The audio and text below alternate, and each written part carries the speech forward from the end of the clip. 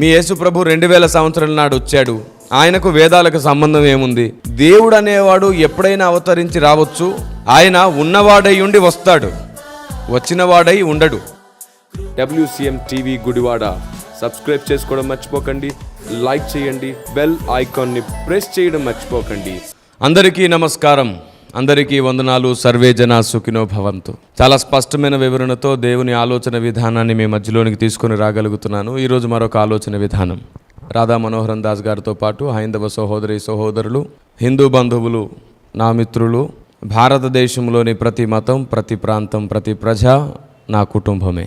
భారతదేశం నా మాతృభూమి. భారతీయులందరూ నా సహోదరి సహోదరులని ఏనాడో ప్రతిజ్ఞ చేసాం, నేర్చుకున్నాం. ఈనాడు చాలామంది మతం మార్పిడి అనే ప్రస్తావన చేస్తున్నారు. దీని గురించి చాలా సందేశాలు చేసాం. అయినా సరే ఇంకొక ఆలోచన మీ ముందు ప్రస్తావించడం జరుగుతుంది. మతం అనే ప్రస్తావనకు వస్తే దేవునికి మతం ఉండదు, దేవునికి కులం ఉండదు, దేవునికి రంగు తారతమ్య భేదం ఉండదు. దేవుణ్ణి ప్రకటించడం మత ప్రచారం కాదు. కానీ ఇక్కడ వచ్చిన సమస్య ఏమిటంటే చాలా వరకు వస్త్రధారణ విషయంలో, ఆచార సాంప్రదాయాల విషయంలో కూడా మార్పిడి అనేది జరుగుతుంది. అది వాస్తవంగా మతం మార్పిడి అంటే. ఒకరు దేవుని నమ్మడం మతాన్ని మార్చుకోవడం కాదు, ఒకరు తమ సాంప్రదాయాన్ని, ఆచారాన్ని మార్చుకోవడం మతం మార్పిడి.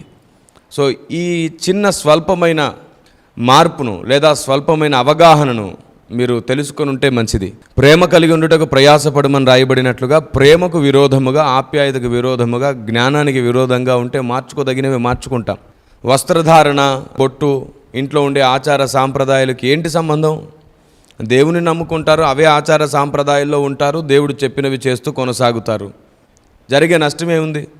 పరలోక రాజ్యానికి వెళ్తే అక్కడుండే సాంప్రదాయాలు వేరు, ఇక్కడుండేవి కాకుండా మనం అక్కడుండేవి అలవాటు చేసుకోవాలి, అవే చేయాల్సి వస్తుంది. కాబట్టి సత్యదేవుని దగ్గరికి రావడానికి ఆచార సాంప్రదాయాలు, వస్త్రధారణ, బొట్టు ఇలాంటి ఆటంకాలు ఏమీ లేవు. నచ్చితే పెట్టుకోండి, నచ్చకపోతే విడిచిపెట్టేయండి, అంతవరకే. ఏమండి, భారతీయులందరూ హిందువులే కాదు, హిందువులందరూ భారతీయులు కూడా కాదు. ఈ విషయాన్ని ఎప్పటికీ మర్చిపోవద్దు. మరలా చెప్తున్నాను, భారతీయులందరూ హైందవులు కాదు, హైందవులందరూ కూడా భారతీయులు కాదు. ఎందుకంటే కొందరు స్వబుద్ధి పరులు ఉన్నారు, కల్తీ వ్యాపారం చేసేవారు ఉన్నారు, బ్లాక్ మనీ వెనక దాచుకునేవారు ఉన్నారు, దేశాన్ని మోసం చేసిన వారు ఉన్నారు, తెల్లదొరల చేతుల్లో దేశాన్ని పెట్టిన వారు ఉన్నారు. కాబట్టి స్వార్థప్రియులు అనేకులు ఉన్నారు.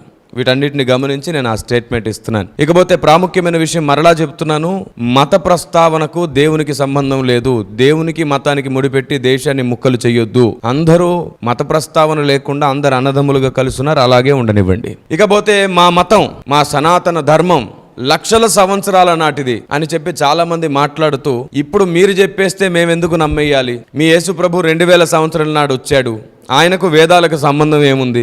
ఇలా అవగాహన లేని మాటలు ఎన్నో మాట్లాడుతున్నారు. ఇదిగోండి, దేవుడు అనేవాడు ఎప్పుడైనా అవతరించి రావచ్చు. ఆ కాలానికి ఆయనకు ముడిపెట్టకూడదు. ఆయన ఉన్నవాడై ఉండి వస్తాడు, వచ్చినవాడై ఉండడు. ఈ చిన్న సూత్రాన్ని మీరు గుర్తుంచుకోగలిగితే మీరు దేవుని గుర్తించగలుగుతారు. దేవుడు అనేవానికి కాలపరిమితులు నియమిస్తారేమిటండి? ఆయన ఒక కార్యాన్ని జరిగించడానికి దిగి రావడం అవతారం, కానీ అవతరించక ముందే ఉన్నవాడు. ఆయన 2000 సంవత్సరాలకు ముందు వచ్చాడు అనేది నిజమే, కానీ ఆయన రాకముందే ప్రతి దేశాన్ని దర్శించాడు, ప్రతి దేశ గ్రంథాల్లో ఆయన గురించి ఆయన చెప్పుకున్నాడు. అందుకే నేను వేదాల్లో సత్యం ఉంది, వేదంలో వెలుగుంది, వేదంలో నిజమైన దేవుని వెతికే లక్షణాలు ఉన్నాయని చెప్తున్నాను. ఇకపోతే లక్షల సంవత్సరాలు అంటారు. నేను మీకు 3 విషయాలు స్పష్టంగా చెబుతాను, మీ ఇంగితాన్ని వాడండి చాలు. పెద్దగా ఆధారాలు కూడా అక్కర్లేదు, అయినా సరే నేను ఆధారాలన్నీ చూపిస్తాను, వినండి జాగ్రత్తగా. మీరు చెప్పండి, వేదాలు రచించినది ఆర్య ఋషులే కదా? డౌట్ ఏమి లేదు కదా? మీరు కూడా ఒకసారి కన్ఫర్మ్ అవ్వండి. వేదాలు రాసింది ఆర్యులే కదా? రైట్. ఆర్యుల ప్రస్తావన మన దేశంలో, ఆర్యుల ఉనికి మన దేశంలో ఎప్పటి నుంచి ఉంది? మీరే ఆలోచించుకోండి. సరే, నేనే మీకు ఒక విషయాన్ని పరిచయం చేస్తాను. శ్రీమదాంధ్రవచన ఋగ్వేద సంహితలో డాక్టర్ శ్రీ దాశరథి రంగాచార్యుల వారు, గురుపాదుల వారు ప్రతిపాదించినది ఆలోచన అమృతంలో ఆయన రాసిన సంగతిని నేను ముందు ప్రస్తావిస్తున్నాను. చూడండి ఒకసారి. ఋగ్వేద సంహిత మొదటి భాగాన్ని చదువుతున్నాను. అందులో 3వ అష్టకాన్ని మనం ధ్యానం చేస్తున్నాం. 3వ అష్టకం 3వ మండలం, మొదటి అధ్యాయం, మొదటి అనువాకం, 26వ సూక్తం, 337వ పేజీ. మీకు స్క్రీన్ పైన కూడా కనబడుతుంది, చూడండి. మేధా అనిన పారసికములో ఉదరము అని అర్థం. ఇదిగోండి, ఈ మేధ, ఈ ఉదరం అనే పదాన్ని మీరు జ్ఞాపకం చేసుకోండి. రాబోతున్నటువంటి ఎపిసోడ్స్లో చాలా ఉపయోగకరంగా ఉండేటువంటి పదాలు ఇవి. అయినా సరే ప్రస్తుత పరిధిలో మాట్లాడుతున్నాను. మేధ అనినచో పారసికములో ఉదరము. ఇరాను వారు ఆర్యులు. ఎక్కడి వారంట ఆర్యులు? ఇరాను వారు. ఇరాన్ ఎక్కడుంటుంది? భూమికి మధ్యలో ఆ ప్రాంతంలో ఉంటుంది. అందుకే మేధ అనే పదం రాయబడింది. ఏమండి? ఉదరము, నాభి అంటే పొట్ట భాగంలో ఉండేటువంటి బొడ్డు అని అర్థం, నాభి. భువనపు నాభి అంటే భూమికి మధ్యలో ఉండే ప్రదేశం. కాబట్టి ఇరాన్ వారు ఆర్యులు, అంటే భూమి మధ్యప్రాచ్యం నుండి వచ్చిన వారు.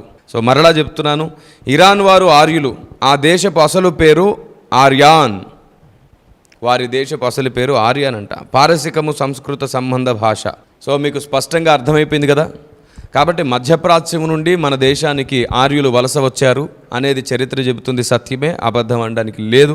మరి ప్రొఫెసర్లు, పండితులు, PhD, double PhD, triple PhD చాలామంది ఉన్నారు కదా. ఒకసారి కూర్చొని ఆలోచన చేసి చరిత్రను తిరిగేసి చూడండి, మీకే చాలా విషయాలు స్పష్టంగా అర్థమవుతాయి. చరిత్ర చూసే సమయంలో మనకు నచ్చింది గెలిపించాలనే ప్రయత్నంగా కాకుండా ఏది వాస్తవం అనే ప్రయత్నంగా చూడడం నేర్చుకోండి. సరే, ఇప్పుడు వేదాలు ఆర్యులే రాశారు కదా. ఆర్యులేమో ఇరాక్ నుండి వచ్చారు. మరి వారు వలస వచ్చి మన దేశంలో ఉండడానికి ముందే ద్రావిడులు ఆల్రెడీ మన దేశంలో ఉన్నారు.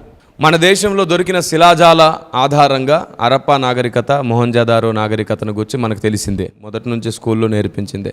మరి ఇవన్నీ ఆలోచిస్తూనే లక్షల సంవత్సరాల నాటి అని లేని మాట ఎందుకు? అది వేల సంవత్సరాల నాటిదైనా ప్రామాణికమే కదా. లక్షల సంవత్సరాల నాటిది అన్నప్పుడు ఏమవుతుందంటే మన ఆలోచన విభాగించబడుతుంది. లేని వార్తను కొందరు పుట్టించడం జరిగింది. అనవసరమైన యుగాలకు వాటిని జతపరచడం జరిగింది. 4 యుగాలు, వీటిని గురించి చాలా తొందరలో మీకు సీక్వెన్స్ ఇస్తాను. చూడండి, మా సనాతన ధర్మం జోలికి వస్తే మేము ఊరుకోం అనేవాళ్ళు కూడా చాలామంది ఉన్నారు. బాబు, ఈ దేశంలో పుట్టిన ప్రతి వ్యక్తికి హక్కు ఉంది సనాతన ధర్మం గురించి మాట్లాడుకునేది, సనాతన ధర్మం నేర్చుకునేది, సనాతన ధర్మం తెలుసుకునేది. కానీ ఎవరికీ హక్కు లేదు కించపరిచే అధికారం లేదు, ఎవరికీ హక్కు లేదు అవమానించే హక్కు లేదు. సనాతన ధర్మాన్ని ప్రేమించి, సనాతన ధర్మాన్ని తెలుసుకుని, సనాతన ధర్మంలోని వాస్తవాలు మాట్లాడుకునే అధికారం అందరికీ ఉంది, అందరికీ ఉంది. సనాతన ధర్మమును కించపరచకూడదు, అవమానించకూడదు, అంతే. ఉన్న విషయాలు మాట్లాడుకోవడంలో తప్పు లేదు, ఎవరైనా మాట్లాడవచ్చు. ప్రతి సాంప్రదాయాన్ని, ప్రతి ఆచారాన్ని ప్రతి క్రైస్తవుడు ఖచ్చితంగా అభిమానించాలి, ప్రేమించాలి, గౌరవించాలి. అప్పుడే క్రైస్తవుని ప్రతి ఒక్కరు ప్రేమిస్తారు, క్రీస్తుని వెంబడిస్తారు, తెలుసుకుంటారు. పౌలు భక్తుడు యూదా సామ్రాజ్యంలో ఉన్నప్పుడు, యూదా ప్రజల మధ్యలో ఉన్నప్పుడు వారిని రక్షించుకొనుటకు ధర్మశాస్త్రం లేనివాడైనప్పటికీ ధర్మశాస్త్రం గలవాడిగా ఉన్నాడు. అది కదా వ్యక్తిత్వం, అది కదా గౌరవ మర్యాద ఇచ్చి పుచ్చుకునే తను. నేను దాదాపుగా కొన్ని సంవత్సరాలుగా నేర్పిస్తున్నాను ఈ విషయాన్ని. అందరినీ గూర్చి అవగాహనలోనికి రండి. ప్రతి వ్యక్తిలో సత్యం ఉంది, ప్రతి బోధలో సత్యం ఉంది, ప్రతి మతంలో సత్యం ఉందని చెబుతున్నాను. ఇక మీదట హైందవ సహోదరులు కూడా ఆలోచన కలిగి ఉండండి. లేని విషయాలు అభిమానంతో మాట్లాడితే ఏమవుతుందో తెలుసండి. మనం ఒకదాన్ని అభిమానిస్తున్నప్పుడు దాని గురించి ఎన్ని అవకతవకలు ఉన్నా సరే ఆటోమేటిక్గా మనం వాటిని తృణీకరిస్తాం, పక్కన పెడతాం. అభిమానం మన కన్నులను మూసిపోయేటట్లు చేస్తుంది కదా. మనం ఒకదాని గురించి చెడ్డగా అభిప్రాయపడ్డాం అనుకోండి, ఇంకా దాంట్లో ఎంత మంచి ఉన్నా సరే మనం చెడ్డగానే చూస్తాం. ఇది మన సైకలాజికల్గా ఉండేటువంటి ప్రాబ్లం. కాబట్టి దీన్ని గుర్తెరిగి యోగ్యులుగా ప్రవర్తించి ఆలోచించండి. సో మీకు తెలిసిన విషయాన్ని స్పష్టంగా మరలా ఇంకొకసారి తెలుసుకోండి, పరిశీలించండి, ఆలోచించండి. ఆర్యులు మన దేశానికి వచ్చి ఈ వేద గ్రంథాలు రాశారు. వీటికి ఒక లిమిటెడ్ టైం ఉంది, లిమిటెడ్ పీరియడ్ ఉంది. మీకు తెలుసు, కృష్ణుడు ద్వారకా నగరము గుజరాత్లో మనకు దొరకడం. ఎస్ఆర్ రావు గారు ఆ పరిశోధనలో ద్వారకా నగరం యొక్క కాలాన్ని మనకు ప్రకటించారు. 5000 సంవత్సరాల కాలం నాటిది అని. కాబట్టి లక్షల సంవత్సరాలు ఏమీ లేదు, ఎన్ని సంవత్సరాలైనా నష్టం లేదు. సనాతన ధర్మము చెప్పున్నది ఏమిటంటే దేవుడు ఒక ఆయన ఉన్నాడు. సనాతన ధర్మం చెప్పున్నది ఏమిటంటే ఆయన తెలుసుకోవడానికి మనం యజ్ఞములు చేయవలసి ఉన్నది. ఇప్పుడు యజ్ఞం చేయనక్కర్లేకుండా ఆయనే దిగివచ్చి యజ్ఞం అవ్వాలని వేదం చెప్తుంది. అలా వచ్చిన వాడే కుమారుడు, తండ్రి గర్భమున వెలిసినవాడు. ఇకపోతే మనకు తెలిసిన దాని మీదే, మనం అభిప్రాయపడిన దాని మీదే వాస్తవం ఉంది అని నమ్మేది ఎలా ఉంటుందో ఇప్పుడు ఇంకొకసారి మీకు ఇక్కడే చదివి చూపిస్తాను. చాలామంది మాంసం తినడం దేవుళ్ళకి ఇష్టం లేదు, మాంసం తినడం అంటరానితనంగా ఉంటుంది, నువ్వు మాంసం తింటే ప్రసాదం తినకూడదు, ఇలాంటి రకరకాల అభిప్రాయాలు కలిగి ఉన్నారు. ఇది వేదం అయితే ప్రస్తావించలేదు అలాగా. ఏమండి, వేదం మాంసంని భుజించడాన్ని నిషేధించలేదు. మీరు చూడండి, మరలా అక్కడే చెప్తున్నాను. ఋగ్వేద సంహితలో మొదటి భాగంలోనే 3వ అష్టకం 3వ మండలం 1వ అధ్యాయము 1వ అనువాకము 26వ సూక్తంలో 337వ పేజీలో ఆలోచనామృతం రాస్తూ గురుపాదులు ఇలా అన్నారు. చదువుతున్నాను చూడండి, మీకు స్క్రీన్ పైన కూడా కనబడుతుంది. అయినను మాంసభక్షణము ఆనాటి ఆచారము, దానిని కాదనలేము. రాముడు మాంసమును ఆరగించినాడు. ఇప్పుడు రాముడు తప్పు చేశాడంటారా? నేను మరోసారి చెప్తున్నా, రామకృష్ణుడు క్షత్రియులు వాళ్ళు మాంసాహారం తిన్నారమ్మా. మాంసం తినడం తప్పు కాదు, మాంసం తినడం తప్పు కాదు. ఎందుకంటే దేవుడు మాంసాన్ని మనందరి కోసమే సృష్టించాడు, మనందరం తినడం కోసమే. పశువులన్నీ, ఆకుకూరలన్నీ, చెట్లన్నీ, పండ్లన్నీ అన్నీ మనిషి కోసమే. అందులో నిషిద్ధమేమీ లేదు. తినకూడదు అనుకుంటే మీ ఇష్టం, తినాలి అనుకుంటే కూడా మీ ఇష్టం. అందులో ఏది మంచిదో దాన్ని చేయడం మంచిదే. సో ఇట్లా కొందరు మాంసం తినడమే తప్పని కొందరైతే ఉల్లిపాయలు తినడమే తప్పని కొందరు. చూడండి, అవి భక్తి సాధనకు ఆటంకం కాదు, కానీ శరీరంలోని కొన్ని తత్వాలను రెచ్చగొడతాయి. కాబట్టి ఈ శరీరంలోని కొన్ని లక్షణాలను, కొన్ని స్వభావాలను అణిచివేయడానికి ఆనాటి పెద్దలు వీటిని తినకపోవడం మంచిది, రక్తంలోని కొన్ని స్వభావాలు హెచ్చుగా పనిచేసి మన భక్తిని పాడు చేస్తాయి అని నిర్ణయించదగిందే. ఆరోగ్యపరమైన, మానసికపరమైనటువంటి ఆలోచన కోసం చేసిందే కానీ అది వేదపరమైనటువంటి కట్టడైతే కాదు. ఆలోచించుకోండి. ఇక మీదట మీరు ఒకదాని మీద అభిప్రాయపడి మీ అభిమానంతో తొందరపడితే దాని పేరు దురాభిమాన పాపం అంటారు. నా మాటలు మీకు అర్థమైతే సత్యాన్ని తెలుసుకోండి, అర్థం కాకపోతే ఇంకొకసారి వినండి. తొందరపడి ఎవరు తూలనాడకండి, తృణీకరించకండి. మీ ఏ ప్రశ్నలున్నా కామెంట్ సెక్షన్లో మీరు పెట్టొచ్చు. తగిన సమయంలో మీకు సమాధానం కూడా ఇవ్వడం జరుగుతుంది. సర్వే జనా సుఖినో భవంతు. అందరూ బాగుండాలి. God bless you. సబ్స్క్రైబ్ చేసుకోవడం మర్చిపోకండి, లైక్ చేయండి, బెల్ ఐకాన్ని ప్రెస్ చేయడం మర్చిపోకండి.